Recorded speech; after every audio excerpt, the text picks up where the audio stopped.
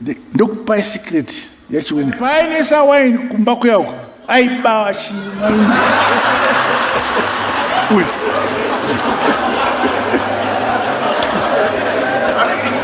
saka mumuna matirevo nokuti akambomba wine ya bishop inda kujeza na kuteso.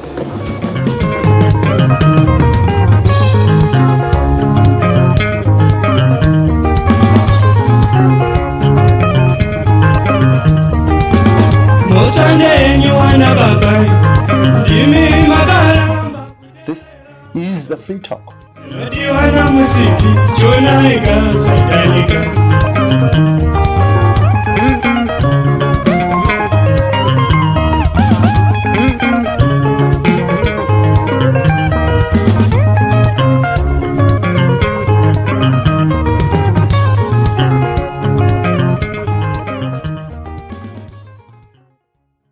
So Zimbabwe goes as one of those countries where comics, satire, is also a bit dangerous.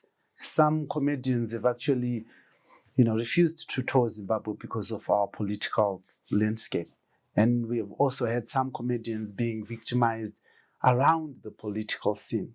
But laughing at ourselves and laughing with ourselves and laughing at others is one of those things that makes us go by the day, enjoy our lives, and it allows us to reflect some of the serious social, political, and economic issues that affect us.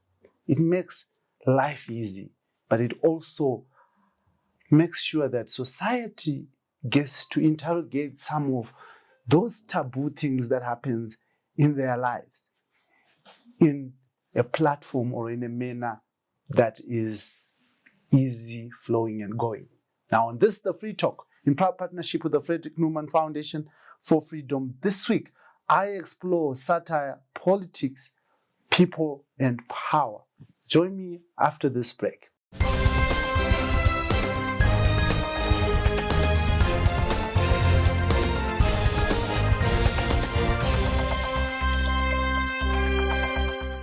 Now, welcome back.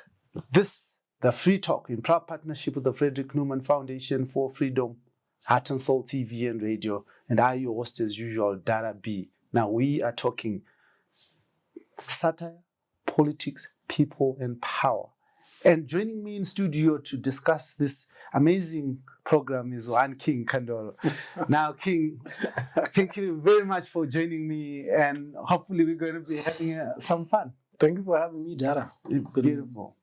Now, King, I just want people to understand, maybe people who have not interacted with your work before, what kind of work you are in and what motivates that type of work. I think, like you rightly put it in I would classify it mostly as satire. It's what I do is comedy, all forms of it, from stand-up comedy to comedy sketches to podcasting to whatever avenue of comedy I can find and I enjoy. I've probably dabbled in it in its different forms. And I think, again, like you put it, it's trying to find ways to make somewhat these very serious conversations more palatable. I think, especially to the people that I grew up around in Ndakakura ghetto, when I was growing up, some of these topics would be spoken about in harsh tones, and the question would be like, why? This sounds like a good conversation to be had. Like, why is such and such money missing? So I think that's the conditioning that I had growing up. I was being poised to go study as a lawyer, and somewhere along the way, detour, and here we are. You actually had a future. I think I have more of a future in doing what I do than what I was studying. Yeah. So I think that's the condition. But also even that low background where I studied, it just reinforced the idea of doing due diligence upon topics, subjects, and trying to find ways to communicate, be it on behalf of people, be it on behalf of myself, things that I've always been curious. And comedy, you find, Kuti, is the easiest way. Because even if we are disagreeing, right? If I can package it in because it disarms, I can be making fun of you, but because it's funny, you'll be like, let me give it a second look, I think it ends up being, when used well, it ends up being one of the most effective communication tools. I watched one of your stand-up shows, and you were talking about accent. Yeah. Yeah. And you were having a go at the presidency. You were talking about how the late Robert Gabriel Mugabe was so eloquent, and how these guys, you said these guys, the ghetto guys, where you came from, and you say they came in, But let's talk about that. What motivated you to come up with such? I think at the time it was probably what was being spoken about a lot. Just because I think the clip that you're talking about is 2019 December. It was just a few years into this new dispensation, and the talk was more about the differences between the two dispensations. What I was trying to do was trying to find ways to talk about something that people are talking about, right? Being a fresh perspective, right? Because I think the conversation that was being had at the time was very serious and almost heartbreaking. What was happening at the time, where people were saying, we expected our lives to completely change, price of bread, price of blah, blah, blah. So people were very almost heartbroken. So it's like, okay, how do I find a way to talk about that same thing, but bring maybe a fresh perspective, which is the accent? So it was, I think, even when you're saying it, when you watch, you see the audience being like, wait a minute. But and it ends up being a moment where we've just spoken about a serious thing, but it's like, and we walk away. It's not as heavy, but it is heavy. Yeah. And they expected certain things to change, only to see accents changing.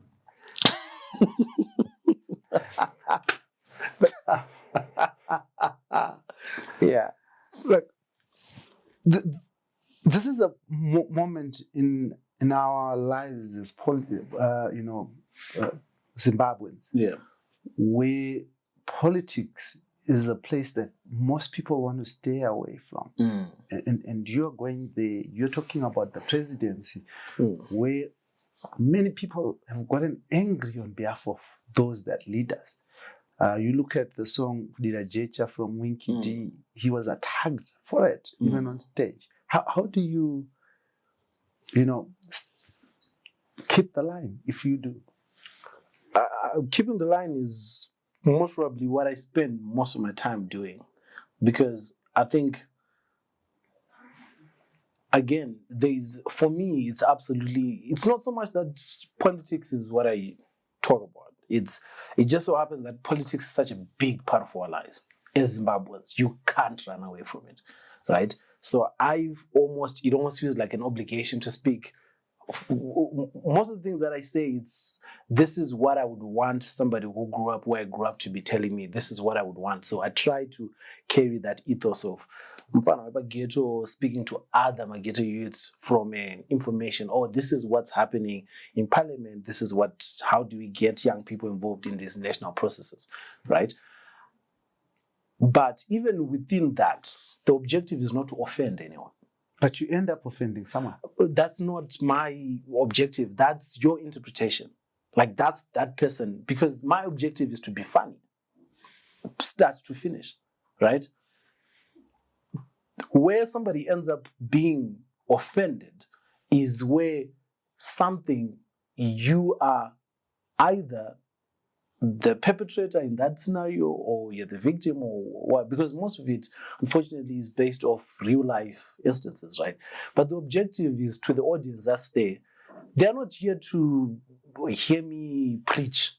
They're here to laugh. They're here to be distracted, right? It just so happens that if somebody ends up being offended of something that they did, that's not a thing that I did, is it? Mm-hmm. So, but again, you find that in all these things that I speak about, I never veer into talking about people's personal lives. I don't care about that. I don't care about what people are doing in their marriages or in their what they do on weekends is. But if you're a public official, the things that you've spoken about in parliament, the things that is being reported in media, is there state funds? Is there some policy that you are holding up? Those are the things that I try to speak about. So if you end up being offended on behalf of either inactivity or activity or direct, then we are speaking about that is evidence that something has landed. The truth hurts, doesn't it? Yeah. But again, I would want to reiterate that the objective is not to offend anyone. Mm-hmm. The objective is to make even the person who is what is the I don't know what the censorship on this program is. No, we don't have censorship. Even the person who's the butt of the joke, right? I try to make sure that they feel included. It's not we are laughing at you. Even if you see like this latest clip that went, the one that is talking about Wicknell, it's not talking about Wicknell, is it?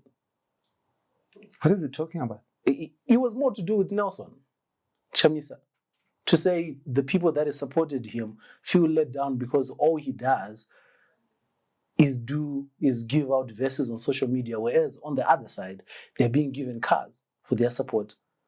So if you end up now being the guy that is responding, whereas the guy that was really the butt of the joke is quiet, then what are you being offended about here?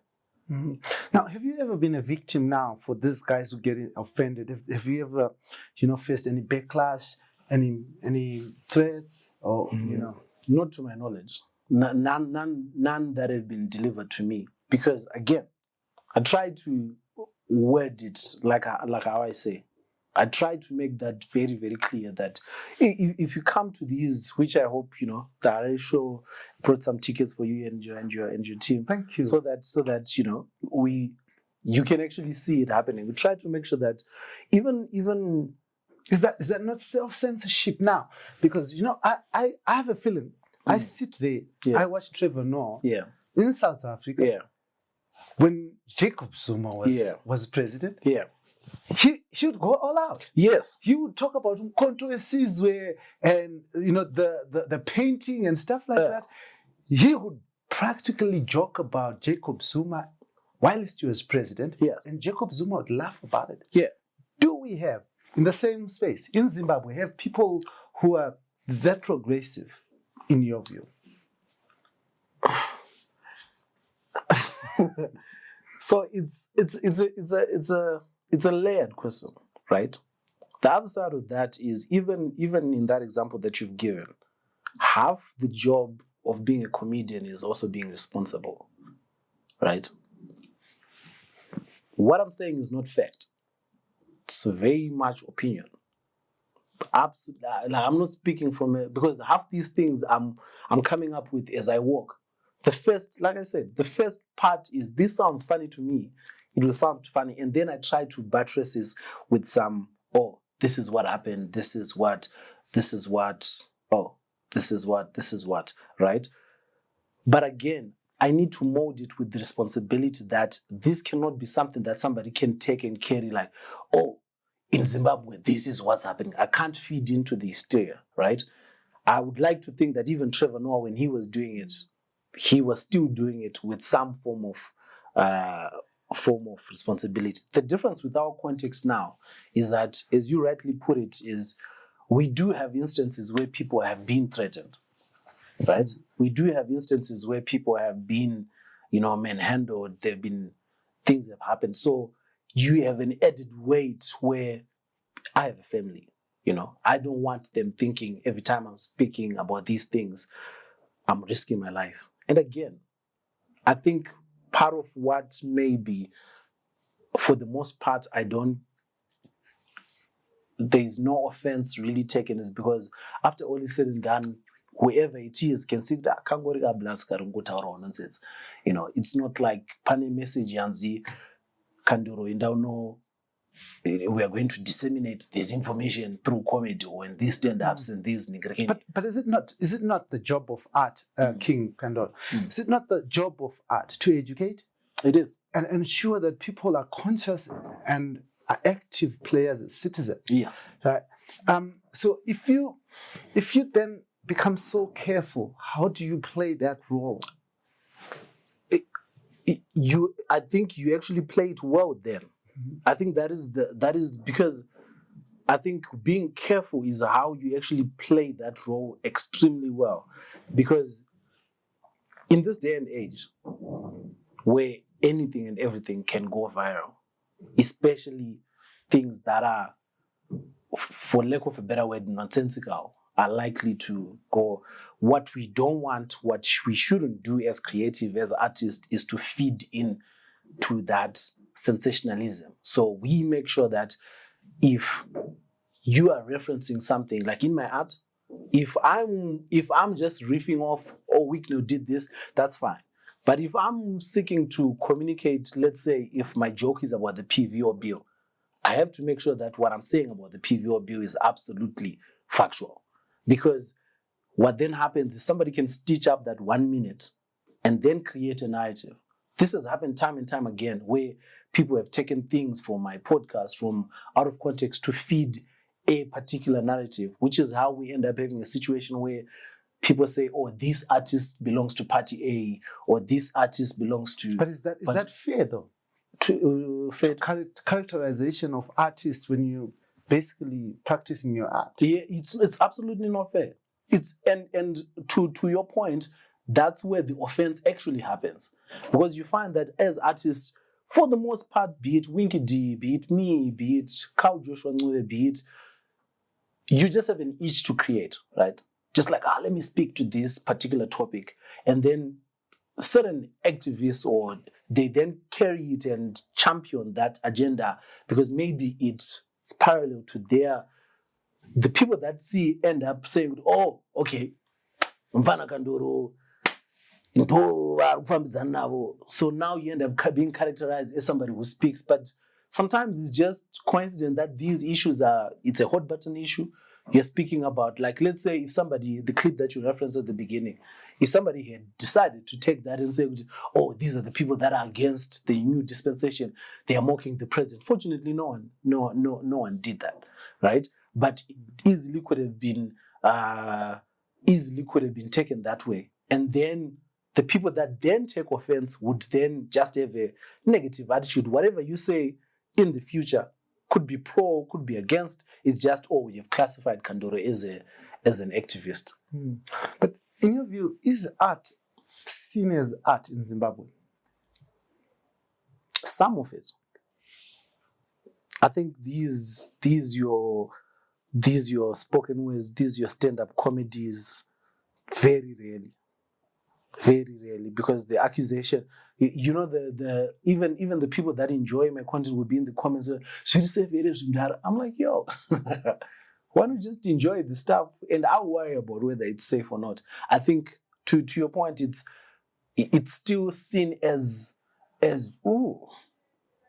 I mean, most of the jokes that are funny are supposed to be about people with power. I've watched comedy across the world. Yeah, and most stand-up comedians are talking about, if it's in the United States of America, they're making fun of Donald Trump. Yeah. They're making fun of Joe Biden, how he walks and stuff like that. Can you just do that safely in this country without being characterized?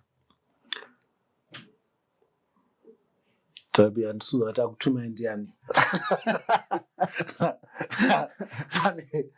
vanhu vakamira panze apo kuti Kandoro. No.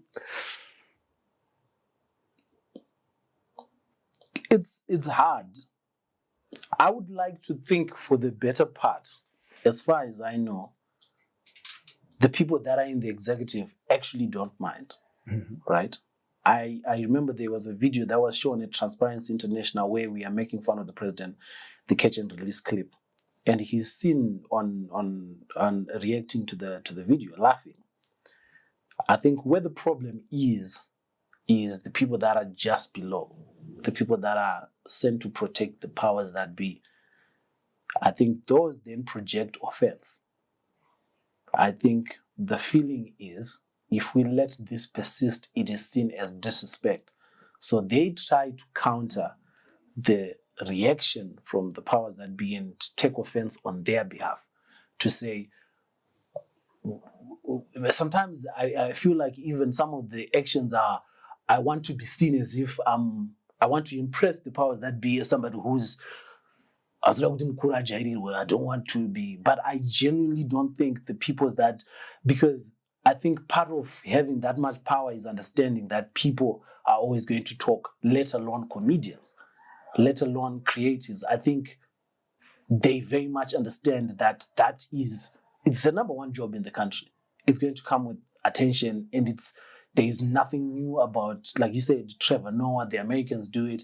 In the British, they have whole programs that come out on the BBC, that come out on Sky, that's very well documented. I think here is where we are still getting used. I feel like it's getting better. It's gotten better in these recent years, but we still have, excitable people will be like, I can't leave Mukuru, I can't leave Mbingaedu, getting offended, we have to do something. I think that's where the problem lies. And in the past few weeks or months, we've also seen artists and comics and stuff like that also trying to impress Mbinga so that you get a car. Have you tried to get a car yourself? I can afford. Like, I'm not trying to get a car from anyone. The whole reason why I do this is because I believe in my ability. I believe my ability will put me in a position to, I feel like doing that diminishes the whole ethos of why I started doing this to begin with. The ramifications of me getting that car go far beyond me getting that car. The ability to, I would have to check every piece of thing, and that's self-censorship. Because now I have to check whatever I say. Does it offend this Mbinga? Does it offend the party that I can't risk this car getting taken away? Or because of an $8,000 car? But many artists have argued that this industry is not paying, and then getting that opportunity to get a car. That's not an opportunity. What is it? I don't know what it is, but we can't frame it as an opportunity, because opportunity it is not. Opportunity it is not. It feels more like a trap to me. Because anything, my mother always taught me, anything that feels too good to be true is definitely too good to be true. We don't know what the catch is. I mean, we can spend this entire hour trying to come up with what the catch is. But I believe when the other shoe drops, it will be there for everyone to see. Because there's absolutely no reason for... I don't believe there's anyone benevolent enough in Zimbabwe to just be handing out cars for the sake of handing out cars. There's nothing like that. We haven't seen it, and we won't see it. The other shoe will drop. And then the question will become, was it worth it to begin with? Because as a creative, I think the most important thing is, even if you don't want to speak about everything, right? You need to have the option to speak about everything. Then decide for yourself, I don't want to speak. But the moment you take this car, there's certain topics that are off for you, even from your audience. I think even we're seeing it even with the response from the audience on social media. There's now a disconnect, because the people that supported you, in as much as they might have supported different parties, the almost unwritten understanding is that everyone is part of this pool of audience. But now you're probably just left with people that align with that belief. You've alienated everyone who's on the other side of that aisle. So what happens now? You create an echo chamber where you're speaking to one people. Now, then my follow-up would be, how is it possible? Because I've seen it happening in other jurisdictions where someone actually can declare their loyalty and support for a certain political movement, certain political party, but they still remain their art and their personality or their choice of support is separated. Is it possible for you as an artist in this country to stand up and say, I support Chimuti political party and still be fine? I think for the most part you can, right? For the most part you can. Theoretically you can. Where Zimbabwe becomes a different jurisdiction, like you put it, is we don't have art. For the most part, is a disposable income business. There's not much disposable income floating around in Zimbabwe for people to say, where, like in America, you have your Taylor Swifts or your Beyoncés openly campaigning for the Democrats or the Republicans or whatever, and everyone is fine. Because the understanding there is it's not really affecting anyone's bottom dollar or bottom line. Like these decisions, it's, but here it's the politics. If somebody in the RBZ coughs, it's a bad day for everyone in Zimbabwe. That's how much our politics are with everyone's. If somebody says the wrong thing, the rate fluctuates. Somebody says the right thing, it's a good day. That's why it's so difficult for somebody to, like, let's say if our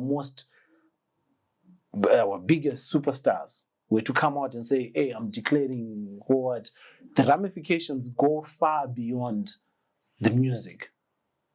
The ramifications would be far greater than anything, because most of the support that we get as creatives comes from the people who have an extra $10, the people that have an extra $2 to stream and buy data to watch on YouTube.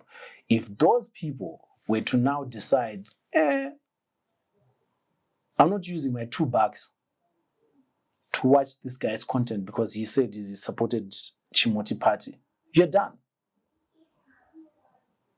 Because we are not at the stage where people can say $2 is negligible for me. I can still stream his stuff because it doesn't really, I will still buy his music because $10 is nothing to me. For the most part, $10 is all people have. $20 is all, that's their entertainment budget. So we are fighting as artists to get a piece of that $20, get a piece of that $3. If I was to then say,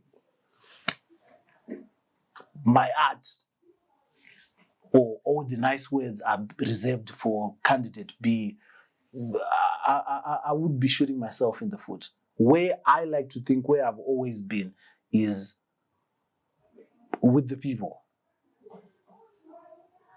Trying to talk about the things that they care about, things that I care about. I've been fortunate enough that for the most part, the things that I care about, I would like to think the majority of people care about. Because you get to. Because I get to. It becomes. I was raised in a police camp, which is more of a ghetto than a ghetto itself.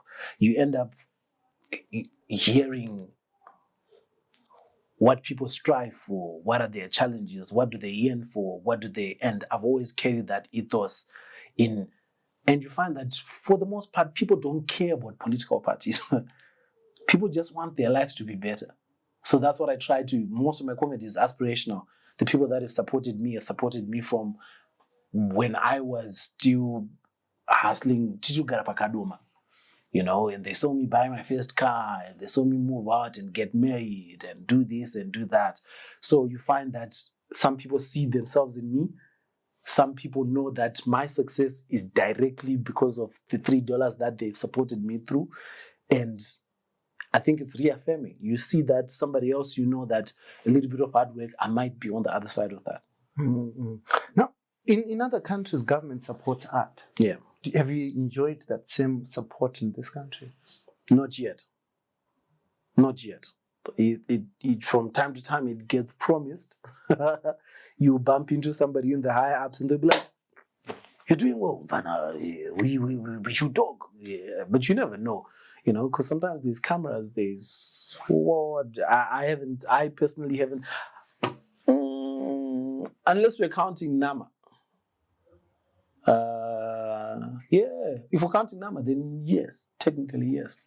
Because I was fortunate enough to win Nama Outstanding Comedian 2022, and that comes with the cash prize. And yeah. And then, I think that's government support. That's as far as. And in other countries, this is a multi-billion, multi-million dollar industry. What do you think should be done? I love this question because I have thoughts. I think I've said this before somewhere in the internet, but I think our education, first of all, complete upheaval, a redress. You find that our education, even now, when they do this STEM and Education 5.0 and all these things, it excludes all these, the curriculum.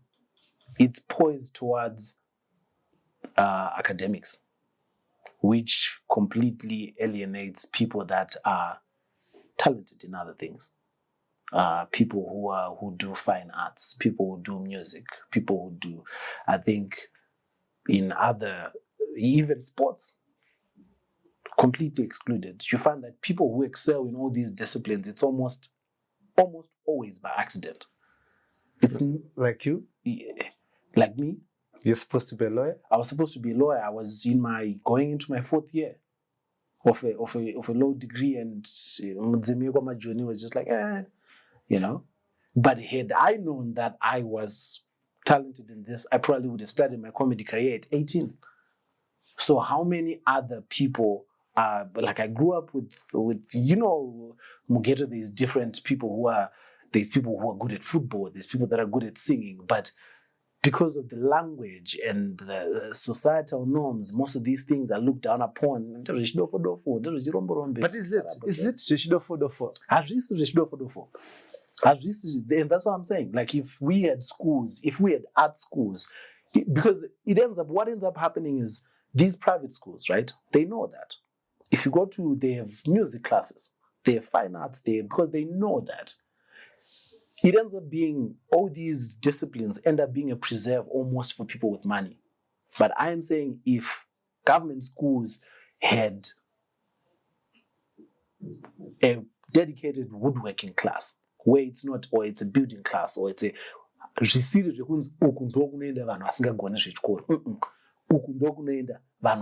building, we would actually have this thing that we're saying, unemployment, what would actually have would have educated musicians that understand copyright, that understand how do I register my IP, would have, Dominic Benura wouldn't be the only sculptor we're talking about in this day, because we'd have thousands of them. We would have football stars that know, okay, I need to get my agent. Okay, how do I get to the other side? We'd have football academies. I mean, we have them, but it's almost like we would have comedians where it's not just a Kandoro is a what, would have a proper, what we would end up having if there was support from the curriculum, would actually end up having an entertainment industry. So it looks like comedy is for those people who have failed dismally in school. They have nothing to do. And by accident, they can make people laugh. Would you agree with me? Completely disagree. I was a scholarship student. I was at Rhodes University on a scholarship, because if you go to Shurugi, my results are on the wall. Best performing student. But I don't think anyone has surpassed that to this day. I don't know about anyone else, but I can speak for myself. It's not But is it not what it shapes like, it looks like in Zimbabwe? No. Comedians are some of the most intelligent people. You can't construct those things off. I think what we need to reconstruct maybe is the definition of intelligence. What do we mean when we say intelligence? Are we talking about book smart? Are we talking about what are we talking about exactly? Because there's nothing about comedy in all its various art forms that comes from a position of unintelligence. Be it skits, be it stand-up, be it writing, be it podcasting.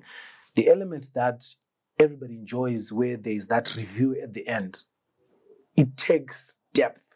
to actually construct that, like, okay, we're going to take people off this emotional journey where you're watching, you're like, oh snap, this is what was happening. There's no one who's unintelligent who can come up with that. So goes back to where we've made these people in school feel unintelligent, but there's something that they're good at, which is this thing, writing, comedy, right? So let's figure out an inclusive definition of intelligence, where you don't have to just be good at mathematics or science for us to say, like, yeah. Because I would actually argue that most of the problems that we are facing as a country are off the basis of these people that we call intelligent. Which ones? The professors? Everybody that's gotten these, that are figuring out these things that they say, oh, have been loaded with qualifications. Oh, they went to this school, they have these qualifications. It's like, okay, let's see. So you're part of the problem. You went to what? Then I left because I figured out my thing. My thing doesn't require me lying to anyone or lying to myself. It requires me being true to myself and saying, this is what I'm good at. Are you saying education is blinkers people? No. I'm saying this current definition of education, it needs to be broadened. Education shouldn't simply be for academics. It needs to be inclusive. Wide tent that includes the sports, the academics, the artists, the creatives. Let's have everyone under that tent. Let's educate those people. Let's not just say 1 + 1 = 2. Okay, you deserve to go to grade. Because I have a very emotional story about a guy that kept repeating Form 4. Because they wanted this person to have 5 O-levels. And then what after those 5 O-levels? So that they can go to A-level. Or what are the chances? What do we think is going to happen at A-level after they've repeated 3-4 times? What is after the second time not enough to say, okay, what do you want to do? What are you good at? Because clearly we're wasting time and money. We're wasting each other's time, but what are you good at? This person was very good with their hands, could craft mind-blowing things from, like, we're talking from an engineering perspective, could hook up wires where you could tell, like, the handiwork that has been made here. The level of detail is ridiculous. But this is somebody that is, based off the definition of education, was idofu, hagone. But I couldn't do the things. Like, when we were growing up, why can't you be like Nigrikini? Because academically I was good at so, but I couldn't do the things that he was doing. Are your parents proud of what you do? Oh, incredibly. And they're proud of you becoming a lawyer. They had bet their lives on me becoming a lawyer. It was a huge disappointment. I think my father didn't speak to me for a year, because I had shattered his dreams. But it took about 2 years for them to realize, like, okay, because I think the biggest worry for them was this was a phase. They thought I had quit on this law because it had gotten hard, or I was catching on to a fade of Jemaats. And then I think the more they saw, like, okay, Kamunaka has moved out. He can afford to, we haven't, it's past 3 months, for rent. Oh, okay, let's green. A year has passed. Oh, he's bought a car. Well, that's when they came and saw where I was staying. Okay. Oh, okay. Then my father starts coming out to the shores. I was like, oh, okay. Where he was actually the butt of most of those jokes, which he loved, because it's like, my father goes back to that point where we talk about everything. We talk about everything and anyone. And if you have a good sense of humor, you will laugh, because the goal is not to offend, which my father understood. I think as time went on, as time went on, it then became clear that maybe this is the thing that he's meant to be doing. What we can do as parents is support. The thing that I had figured out was, for the most part, it's not so much that my parents wanted me to be a lawyer. They just wanted me to be secure in whatever I was doing. They wanted you to make money? They wanted me to make money. They wanted you to wear good-looking suits? Yeah. So the moment they saw that happening, they were like, you know what? He's still wearing the good suits? Yeah. They see that, they're like, you know what? I don't care. You know, I don't care. For the most part, above the financial rewards is I'm happy. You know, I've never complained to anyone about a day in my, because I know that it's something that I chose. What's the importance, if any, of satire, of comedy in a country? Speaking truth to power, holding power accountable for the most part. But the most important thing is to make people laugh. But everything else, speaking truth to power, making people think, involving, that's extra. The first goal, for the most part, the end goal, you have to make people laugh. You can't make people think if they didn't laugh, because then they're just annoyed. So if I'm making a joke, they have to laugh first and be like, hold up, wait. But he's saying something here. Like recently we introduced a new currency. Do we have a joke around it? We have several. We have several jokes. You have to come to the show, because here it just be out of context.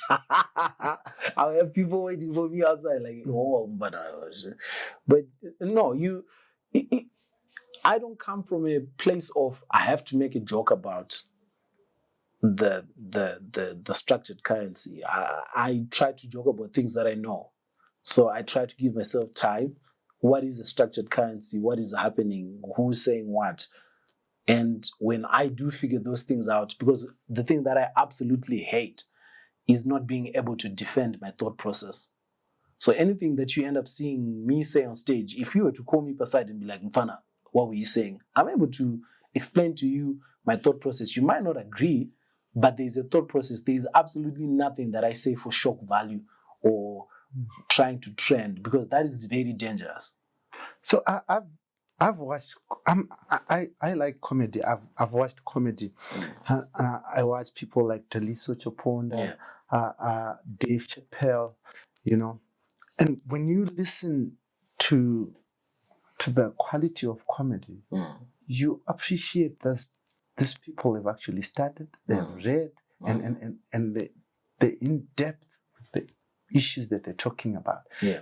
Do you have a sense that in Zimbabwe we have comics like that? I mean, even if you listen to Trevor Noah, he's taken time to study other languages, accents. Yeah. He's, especially when I was hosting the Daily Show, you'd really know that this person is up to that level with their current affairs. Yeah. Are we at that level?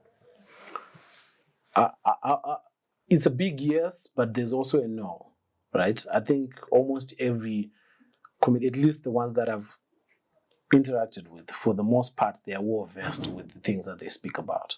You know, they read, be it your dog Vikelas, be it your sleek pastors, be it, you know, your Tinashes, your Q Dubes in South Africa, Long John. These are people that I know because I work with, that are well versed with what's happening.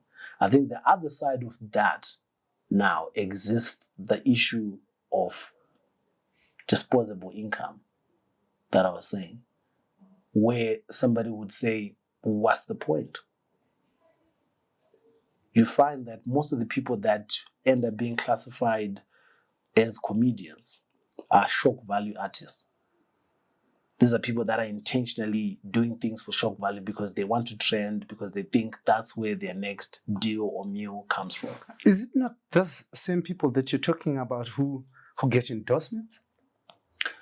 But the people that are referred to, for the most part, are stand-up comedians. Yeah, but the shock value ones. I'm trying to think who of that list. You want to be safe? I'm trying to think. I don't think. I think sometimes maybe they might say something that sounds like shock value, but really it's maybe that's part of the act where it's designed to look like it's shock value. But I think I don't know any of those people that I would classify as somebody who says something purely for the shock of it. I don't think, but I know people, like if you're saying like people on TikTok, or people that do these Facebook lives, or people that do all these things where it's intentionally doing something with the sole purpose of it being cut into a clip and going on Sim Celebs and going on these pages and trending because they thrive off the talkability, right? Because for the most part, our industry Is Madam Boss a comedian? I don't think she classifies herself as a comedian. I don't know. I think she would be more of a media personality, no? Or a socialite. I don't know. I really don't know. Your view?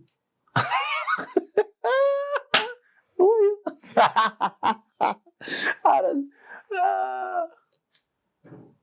But again, does Madam Boss do shock value things? I don't know. I don't think she does. I think she's an all around, because I've seen her as a brand ambassador. I've seen her as an MC.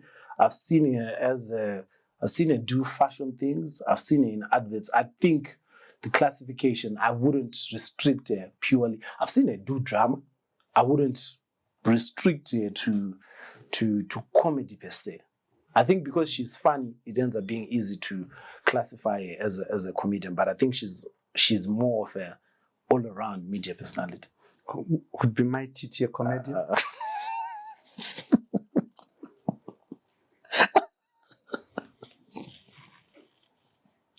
You're supposed to be telling the jokes. That is trying to make sure that someone kills me today. No, I don't think my teacher is a comedian. No. But she's funny. Is she not? It's not enough to just be funny. You have to be intentional. I think the what gets people to be called comedians is it has to be your intent. You are funny. Am I? Yeah. I'm not there's several times that yes, I think that's my point. You are funny. You have a good sense of. I've seen several interviews where I'm because of the. I'm like, yo, where is this? But I don't think that's your intent, right? So when we take out that intent, we can't classify you as a comedian. I think for the most part, maybe she'll say something that is funny, but again, I think she's more of a media personality / socialite, starts, celebrities.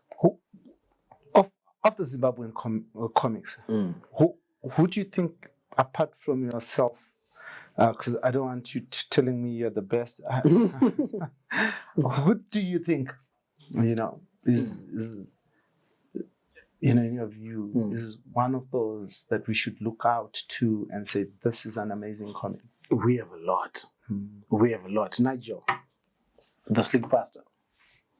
I mean, the guy doesn't have to talk. I'll just laugh watching him. Yeah, he's brilliant, like mind-bogglingly brilliant, and he has an incredible work ethic.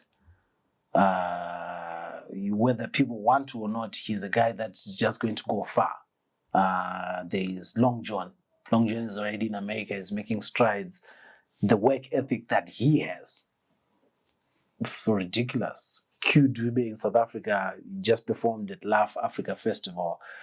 Easily the best act on the night, based off the reviews of other big South African personalities. There's a young guy by the name Tinashe. I'm with him on tour. You can tell where his mind is at. Tell me about that tour. Yeah, propaganda tour. We're going around the country, hopefully around the world. The idea behind it is I have all these big plans of performing internationally, but I always felt like it would feel empty if I didn't do it without, at the very least, ticking off the list. Like, I can't say I'm an international comedian without Mashingo on the list, without Mutare on the list. Where did you start with Mashingo? Because I'd never performed in Mashingo before, and which is weird because it's very, very close to our rural homestead. So yeah. I don't want to call you out there and say you went for Mashingo because I know. No, Dad, I didn't go. It's just the first place that you tried to get me killed. No. I think that the people of Mashingo are not happy with that connotation.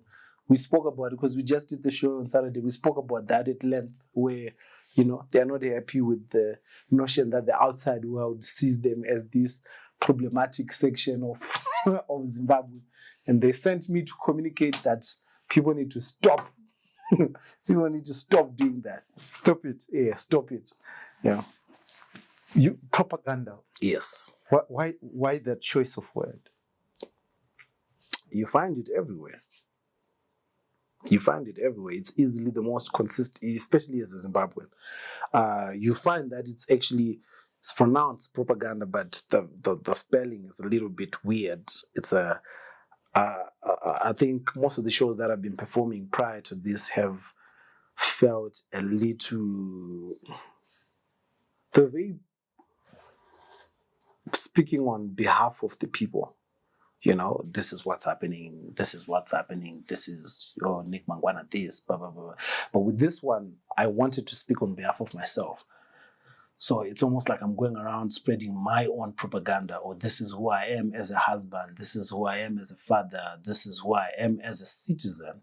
This is how I see things. So it feels a little bit more personal, but it's really about how do we get ourselves as an individual, ourselves as a country, to get the best word out there. Because you find out the most consistent thing about Zimbabwe is, like you mentioned that you're from Zimbabwe, and it's like, so how do we get our propaganda up? What are the things that we need to be saying out to the world? So it's almost like what is that thing that they do when they're trying to get a bill passed in Parliament? A consultation. Yeah. So it's almost like a consultation, like I'm going around with these, when we go to consulting the people. When you go to Mashingo. Yeah, we go to Mashingo, go to Gweru, and we're like, how do we get our propaganda right as a country, as a people, to the people? How do we get ourselves out of the mud?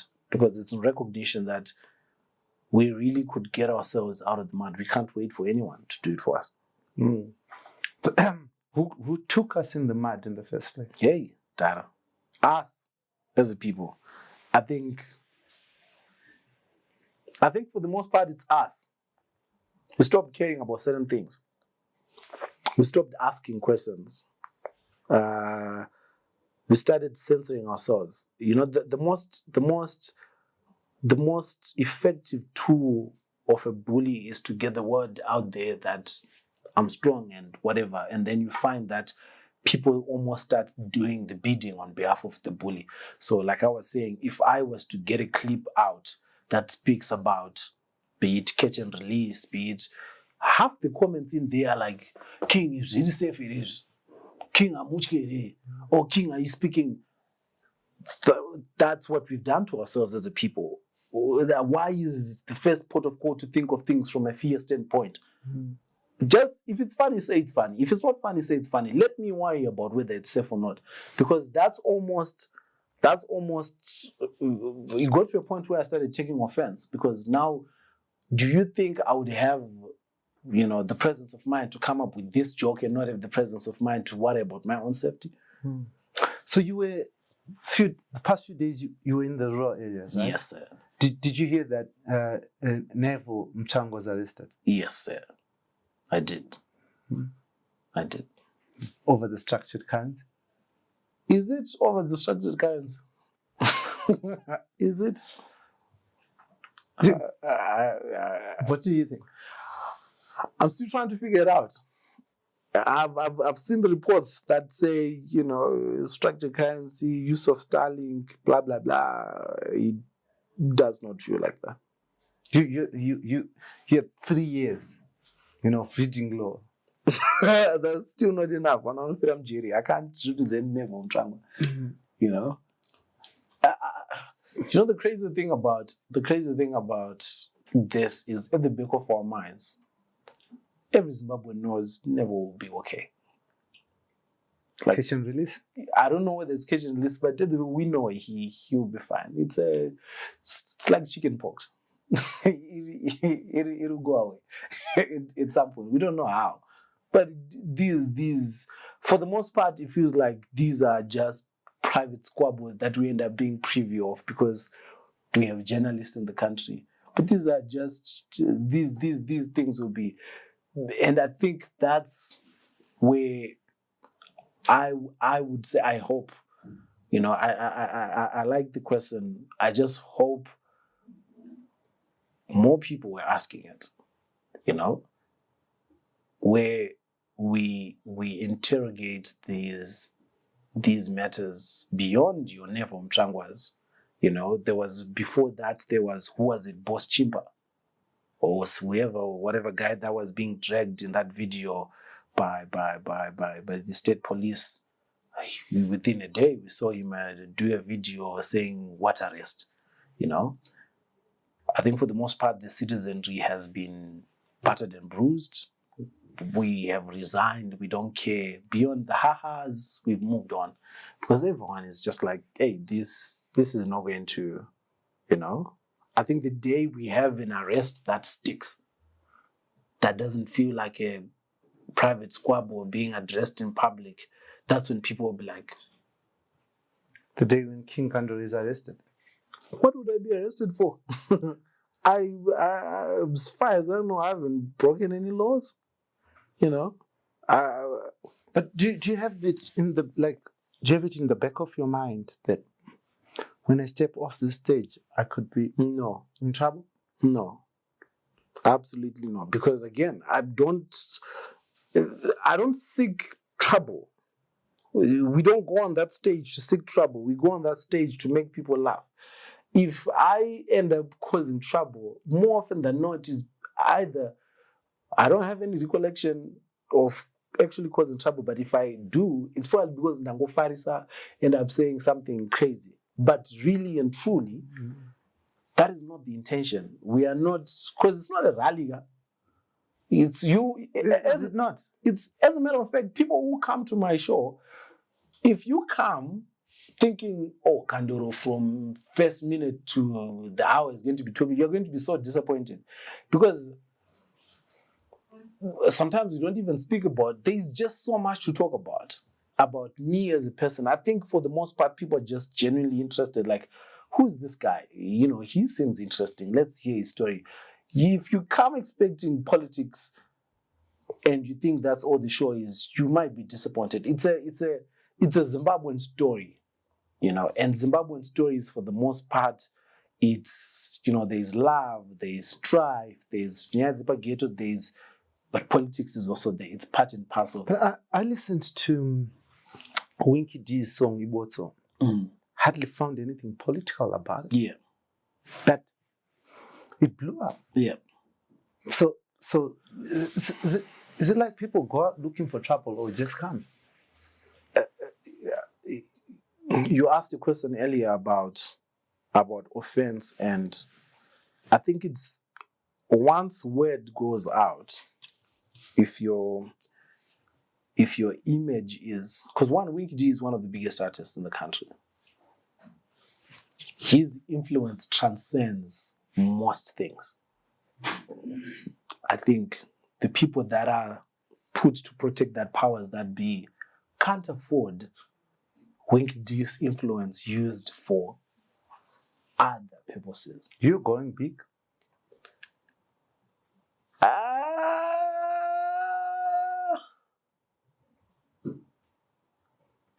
Tell who sent you? No, I think. I sit there across the room. Yeah. Across, it wasn't the room actually. Yeah. There were hundreds of thousands of people, and I saw you, and I was like, "That's King Kandoro," Yeah, I think I was about Winky D. I was laughing today on the radio when I was driving around because they kept playing. I think during the course of my drive from like 10 a.m. This new Winky D, the EA or whatever, they're playing it nonstop on radio.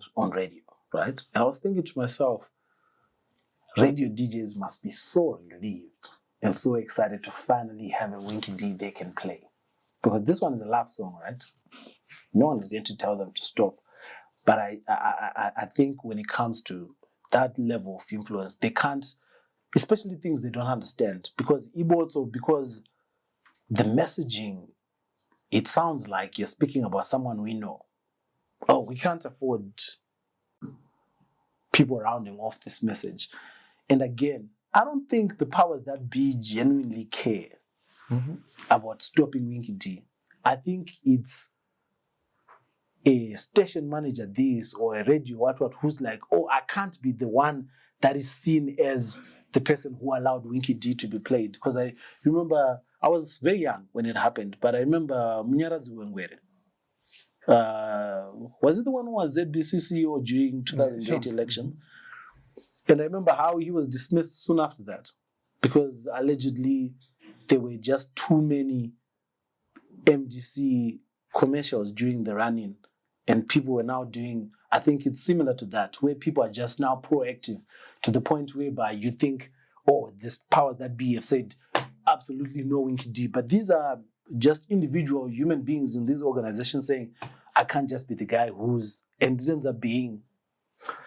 Amazing. Now, I know this is not an opportunity to advertise your show, but we want to give you that opportunity to just tell your audiences what you're doing in Harare, what show it's going to be about, and what they have to expect. So we have the propaganda tour. It's coming up on Saturday, the 18th of May. We're going to be in Tare, Courtwood Theatre. Then Pobulawayo, Kuntutusia Tunga. On the 30th of May, and then on the 7th of June, Reps Theatre, Belgravia. 8th of June, Reps Theatre, Belgravia. I think the tickets for the 8th, because the 7th is sold out, the 8th, I think by the time I come out of this, they might be sold out. If the people want a third show, who are we to deny? Demand, You never know. Amazing. So I'm going to be at the Reps Theatre. I'm going to be there on the 7th, and I'm going to watch it again. But yeah, I think it's amazing to have people have a conversation about things that are considered taboo, and be able to reflect, to introspect in a manner that is relaxed, and where we have a bit of some laughs. So I was listening to Daliso Chaponda speaking on TDX, and he was saying that sometimes he speaks about personal horrible experiences in comedy, and he finds that healing. Yes, it heals himself. And I think comedy is a beautiful thing. And should not be weaponized. But before I let you go, how did you come to call yourself king and international? the international part is more recent. It's just self-affirmation. How do you see yourself? How do you want people to see you? Kandoro is my middle name. It was also part alliteration. King Kandoro, it just sounded like it rolled off much easier. But the king was just, this is how I would want somebody to see me. This is how I want the things that I say to be viewed. So maybe there's some people who actually don't really know your name. They'd want to know it. But I'm hoping it's not one of those names. My full name is Mukudze Kandoro Majoni. So you find it's almost like Mukudze. It's not a Zambian name. No. Take photo. No.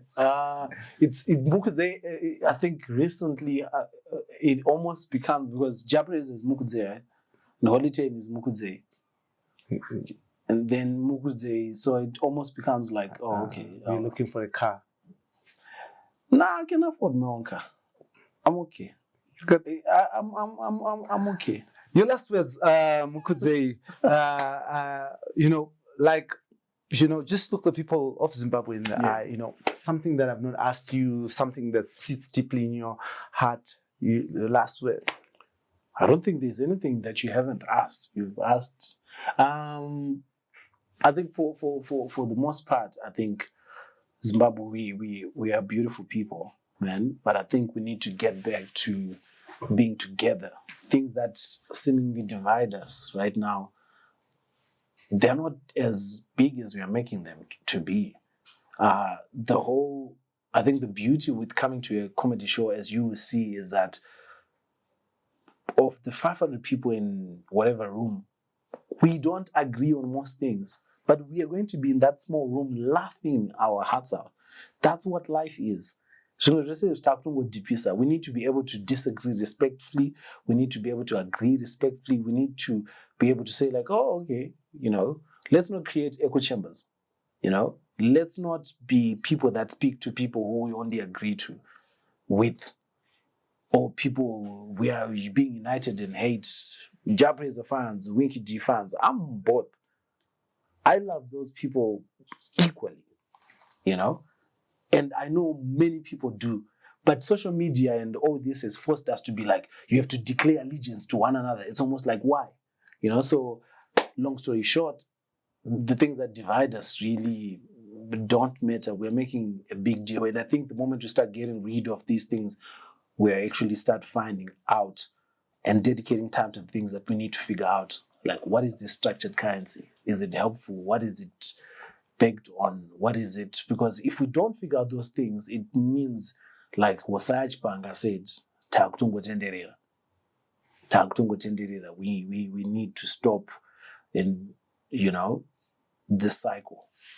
Amazing. I want to thank you very much for making it through. Thank you so much, Baba. This will always be the Free Talk in proud partnership with the Frederick Newman Foundation for Freedom. And I, as usual, your host, Dara B. Now, I've just done something that I normally don't do.